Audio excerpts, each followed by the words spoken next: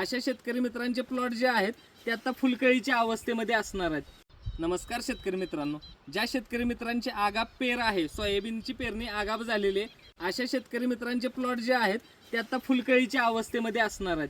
म्हणजे आपल्याला आता या पिकाला, सोयाबीन पिकाला फुलकळीची फवारणी देणं गरजेचं आहे।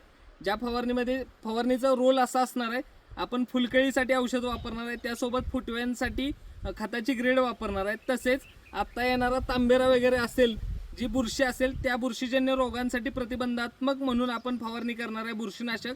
तसेच आळी, अंडी आणि जे रस शोषक किडींवरती आपण या पिकाला फवारणी घेणार आहे। फवारणीसाठी आता आपण वापरणार आहे 04037 धनश्री कंपनीचं प्रति लिटर पाण्यासाठी 6 ग्रॅम, त्यासोबत एम्प्लिगो 0.75 ml प्रति लिटर, टिल्ट 0.75 ml प्रति लिटर, त्यासोबतच फुलकळीसाठी आपण क्युकॉन वापरणार आहे। त्यासोबतच मायक्रोन्यूट्रिएंट डिफिशियन्सी क्लिअर होण्यासाठी आपण ॲग्रोमिन मॅक्स प्रति लिटर पाण्यासाठी 2 ग्रॅमच्या प्रमाणात वापरणार आहे आणि या पिकाला फवारणी करून घेणार आहे, ज्यामध्ये आपल्याला आपल्या सोयाबीन पिकाला अपेक्षित असा फुटवा निघेल, त्यासोबतच फुलकळी चांगली लागेल, बुरशीजन्य रोगांपासून तसेच आळी, कीड, रस शोषक किडींपासून आपल्या सोयाबीन पिकाचा बचाव चांगल्या पद्धतीने होणार आहे। धन्यवाद।